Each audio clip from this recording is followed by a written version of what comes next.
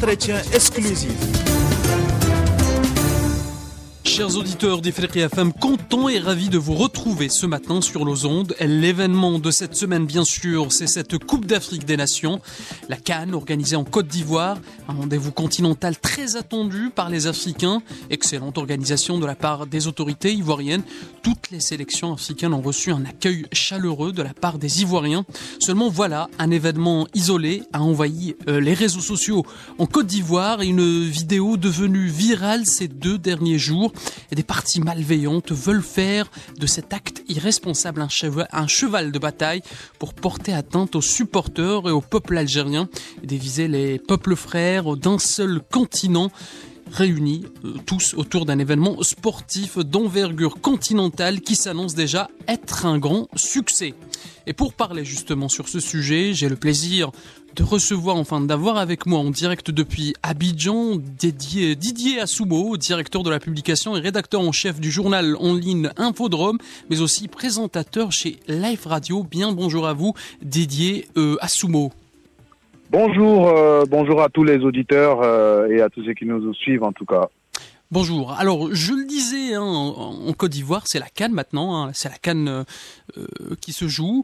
Excellente organisation de la part des autorités publiques et des Ivoiriens aussi, qui ont accueilli chaleureusement toutes les sélections africaines. Donc, bravo pour cette organisation déjà, pour commencer. Merci beaucoup et tout le peuple ivoirien vous remercie également de la participation de l'Algérie à cette compétition. Et depuis donc le début du mois, Abidjan, la Côte d'Ivoire, reçoit donc l'Afrique pour faire cette fête du football, cette 34e édition de la Coupe d'Afrique des Nations qu'on a baptisée, nous, la CAN de l'hospitalité. La CAN de l'hospitalité, exactement, qui se tiendra jusqu'au 11 février, Didier Assoumo. Alors, je le disais aussi en introduction, il y a cet événement, cet acte irresponsable de la part d'une influenceuse, d'accord, qui a fait une vidéo, et cette vidéo, beaucoup d'Ivoiriens ont réagi à cette vidéo. Vous avez écrit un article sur cet événement, déjà, sur votre site Infodrome.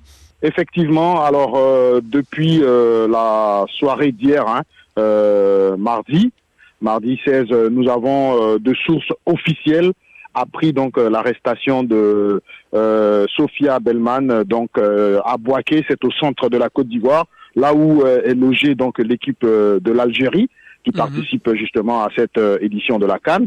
Et c'est dans cette ville de Bouaké justement que l'arrestation de Sophia Belman a eu lieu. Et nous avons tout de suite été informés donc par le ministère de l'Intérieur et de la Sécurité sur cette arrestation. Et nous avons également traité le sujet, comme vous l'avez dit, avec précaution et justement avec toute l'attention justement que ce type de sujet demande, parce qu'il faut le dire, il s'agit d'une influenceuse qui s'est présentée avec des accoutrements de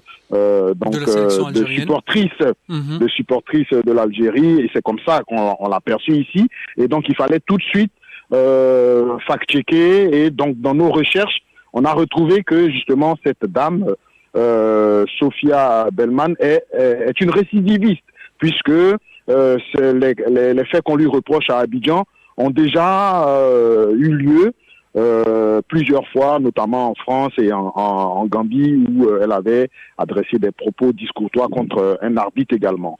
Et donc pour tout dire, l'arrestation a eu lieu effectivement ce mardi. Elle a été transférée à Abidjan, la capitale politique, dans la journée de ce mardi.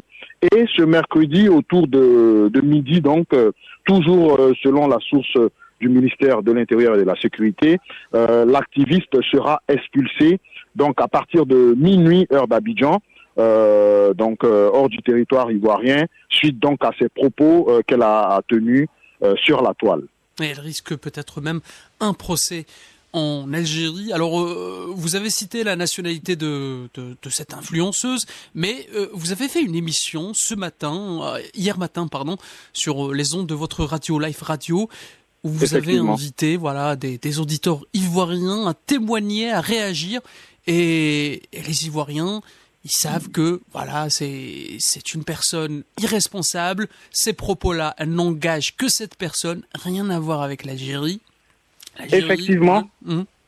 Effectivement, au cours de cette émission, nous avons eu environ une dizaine d'auditeurs.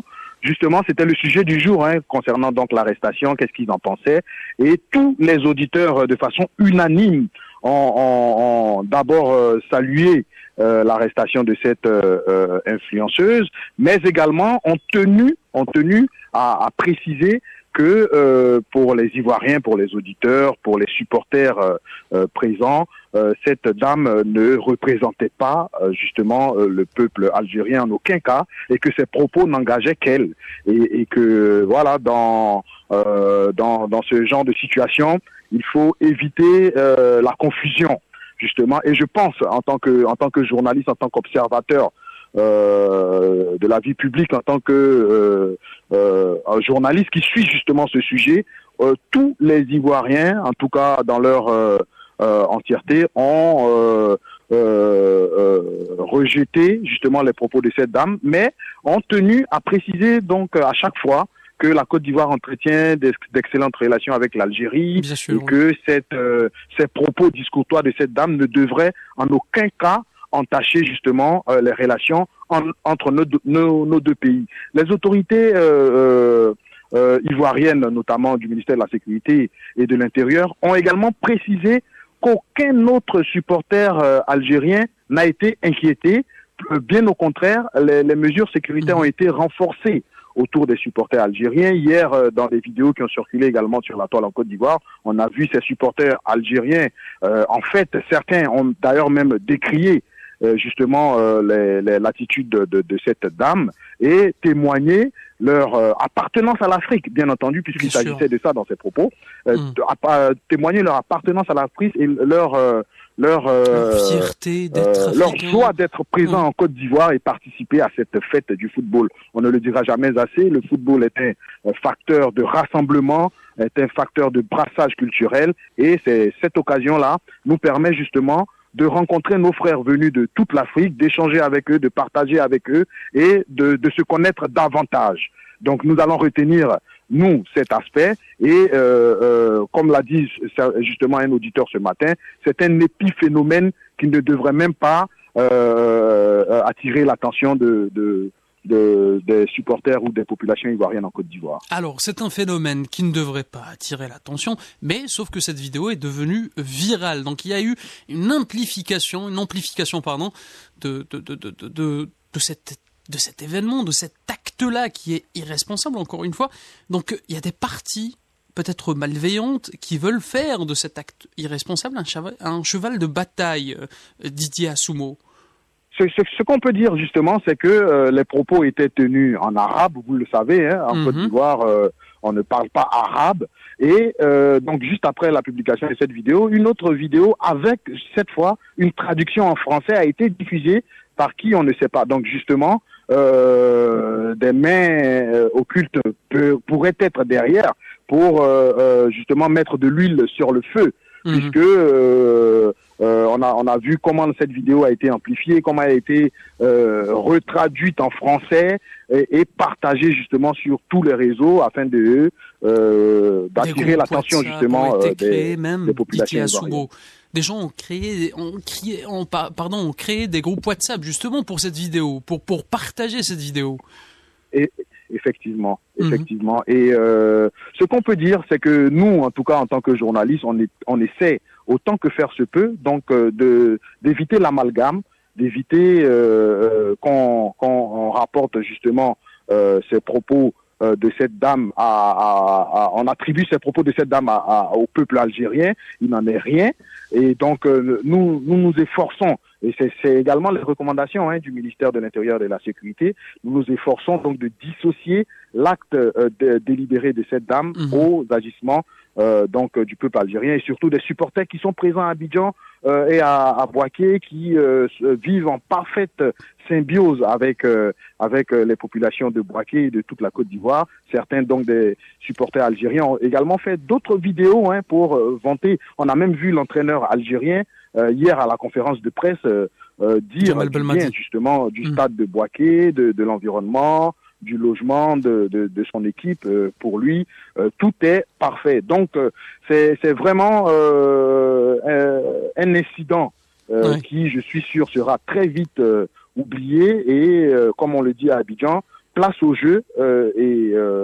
Ce scandale-là, vraiment, ne pourra pas ternir l'image de l'Algérie en Côte d'Ivoire, ne pourra pas ternir l'image de cette compétition qui, on l'a dit, sera l'une des plus belles jamais organisées en Afrique. Alors Didier Assoumo, peut-être je sais que à Abidjan maintenant en ce moment il y a beaucoup d'influenceurs, de youtubeurs marocains. Est-ce que peut-être vous êtes sur place, hein, vous pouvez me corriger, est-ce qu'ils ont contribué à l'amplification de cet acte qui, je rappelle, hein, c'est un acte isolé?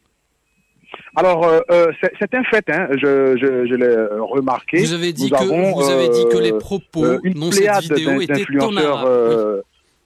Nous avons une pléiade d'influenceurs marocains présents à Abidjan qui également ont posté de nombreuses vidéos sur la vie à Abidjan en général, sur l'équipe, sur l'ambiance de la fête.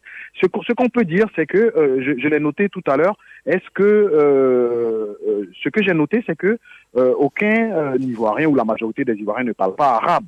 Donc, qui est derrière la traduction de cette vidéo? Qui est derrière l'amplification de la diffusion de cette vidéo sur les réseaux sociaux? Est-ce que, et justement, on a commencé même à comparer les influenceurs des différents pays présents en ce moment à cette édition de la CAN. On a essayé donc de les classifier et on a remarqué en tant qu'observateur que les influenceurs marocains sont en ce moment les plus nombreux en Côte d'Ivoire, suivis donc des influenceurs camerounais qui également font du bruit sur la toile. Donc je ne pourrais pas directement porter des accusations, mais je dis, s'il y a des influenceurs qui se font également remarquer en ce moment en Côte d'Ivoire, ce sont bien entendu les influenceurs marocains qui, eux, parlent arabe aussi. Donc, on ne pourra pas faire le rapprochement si on n'a pas d'éléments de preuve, mais c'est un fait que les influenceurs marocains sont nombreux en ce moment à Abidjan. Alors, je vous ai entendu ce matin, enfin hier matin, parler lors de votre matinale à la radio, Live Radio, que vous avez été surpris hier en vous baladant dans les rues d'Abidjan par des affiches qui font la promotion du Maroc. Effectivement, on parle de pavoisement. Donc là où on s'attendait donc à voir des drapeaux de la Côte d'Ivoire, de la CAF, on a été surpris. Je le précise.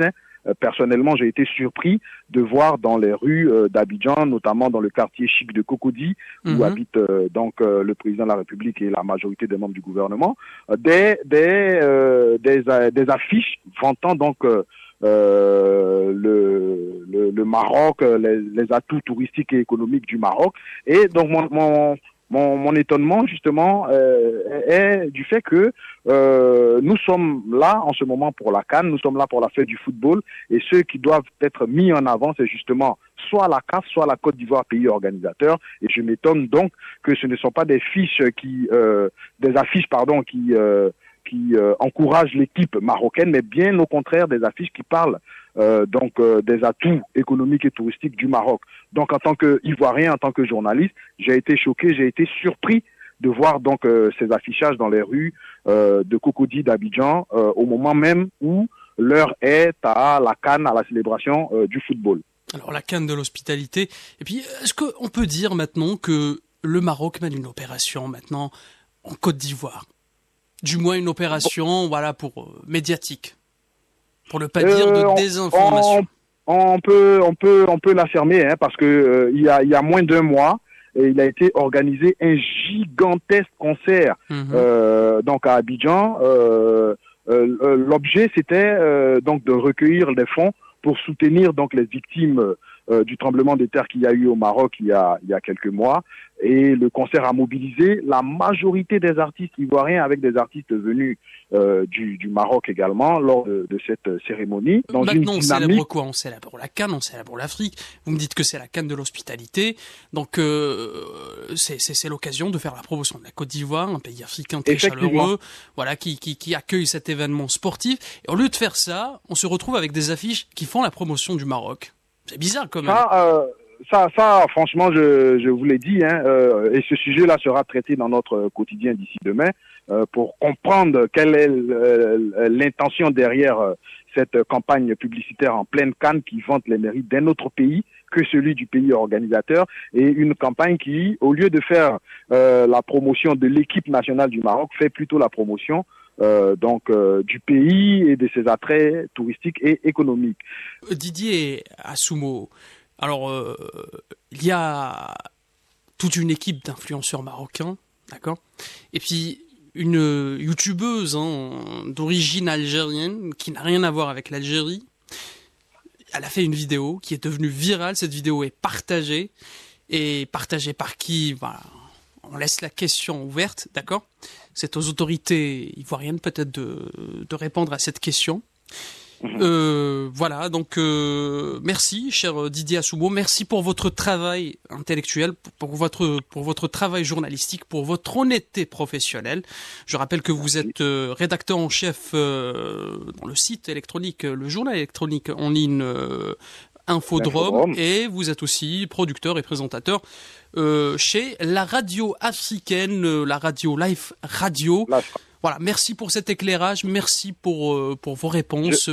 Je rappelle pour terminer que le sujet justement relatif à cette influenceuse a été encore une fois traité sur le site dans une capsule vidéo dans laquelle je rappelais que les excellentes relations entre l'Algérie et l'Afrique ne pourraient pas avoir du plomb dans l'aile à cause justement de cette influenceuse. Bien au contraire, chez nous en Afrique on dit à quelque chose malheur est bon.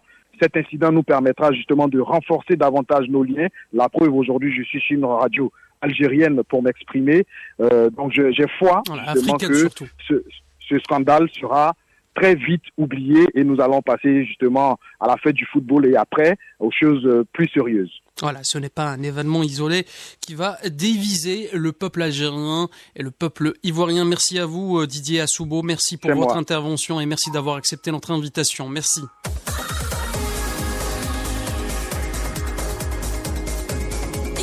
FM 105.6 FM 98.4 FM et sur les ondes de cuivre.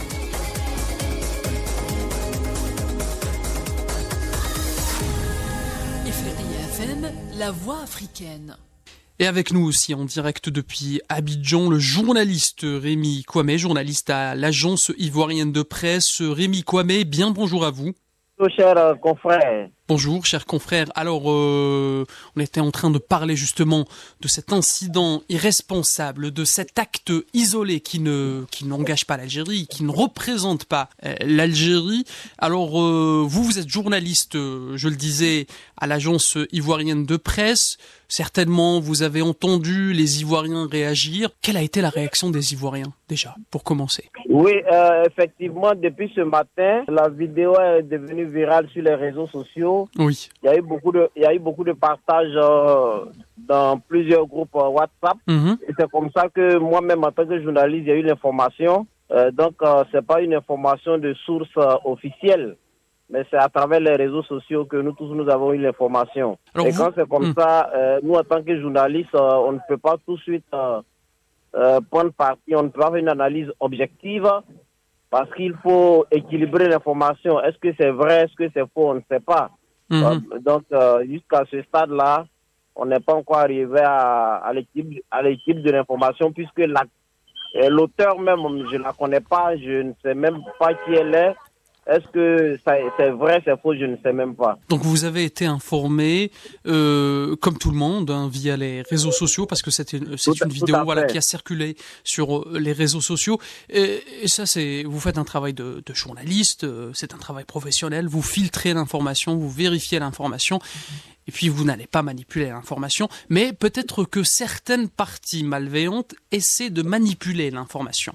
Oui, c'est sûr. Comme je l'ai dit, c'est une information qui est devenue virale sur les réseaux sociaux. Et quand c'est comme ça, chacun va faire son interprétation. Oui. Les interprétations vont dans tous les sens. Voilà, mais quand tu es journaliste professionnel, il est bon de chercher à équilibrer, à vérifier. Et comme c'est une vidéo, par moment même faire du fact-checking, c'est bon. Dans le cadre de la vérification, pour éviter que ça soit une intox. Oui. Voilà, il faut vérifier et puis donner la vraie information aux populations. Oui. Et comme c'est une affaire on parle d'une Algérienne, vous voyez que ça peut avoir des incidences diplomatiques. Une Algérienne qui a un passeport français aussi, il faut le citer. Ce qu'on ne souhaite pas. Nous sommes à une CAN, c'est une fête continentale. Voilà. C'est une fête continentale. Et au-delà même de cette fête continentale-là, il y a d'autres enjeux qui peuvent être économiques, etc., etc. Donc, vraiment, on ne souhaite pas que ça soit... En tout cas, moi, personnellement, je ne veux même pas que ça soit vrai. Voilà, je veux que la fête se passe bien du début à la fin et que toute l'Afrique, durant tout ce mois de Cannes-là, soit dans la joie et que des retombées économiques, des retombées sociétales, des retombées culturelles, etc., touristiques, profitent à tout le monde durant cette Cannes. Voilà, donc je ne veux même pas que une telle action vienne entacher la beauté de cette canne-là.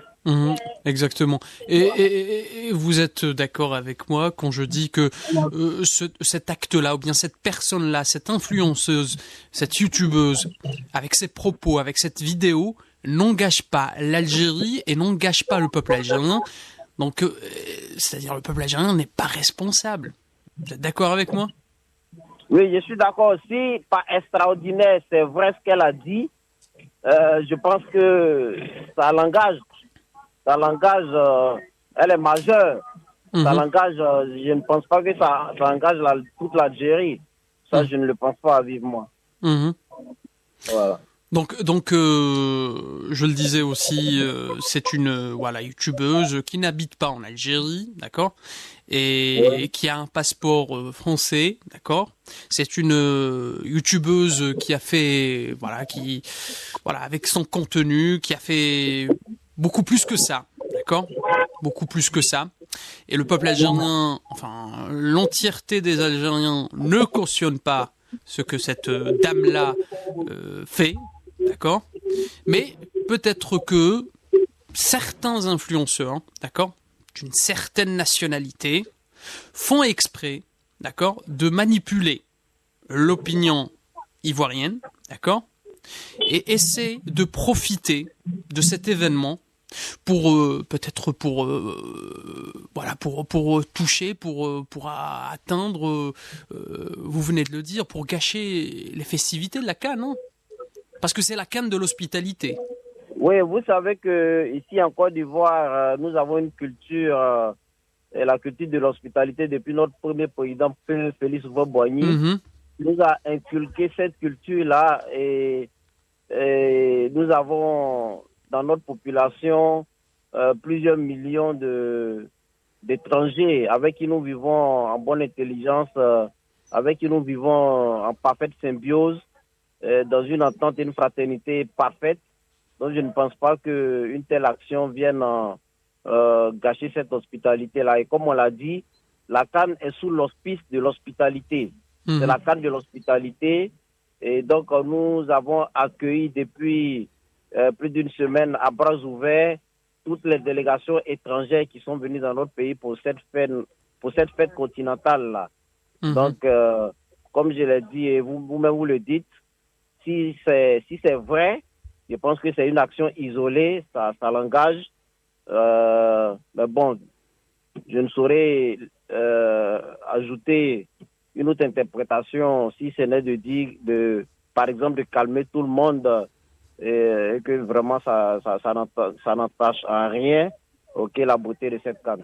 Oui, exactement. Et encore une fois, bravo pour cette organisation de la CAN. Bravo, chapeau pour cette Coupe d'Afrique des Nations, vraiment formidable. Merci à vous, Rémi Kouamé. Je rappelle que vous êtes journaliste à l'agence ivoirienne de presse, un organe très sérieux, très professionnel.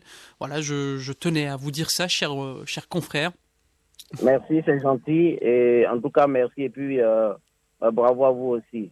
Merci. Surtout, merci de nous contacter pour ce sujet qui est sensible, mais qui, je pense, ne saurait entacher en rien les relations entre deux peuples frères. Voilà, deux peuples frères. Voilà. Merci, cher Rémi. Merci.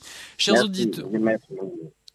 auditeurs, c'est ainsi que s'achève cette émission spéciale. Je tiens à remercier mes invités, l'ensemble aussi des techniciens qui ont réalisé cette émission.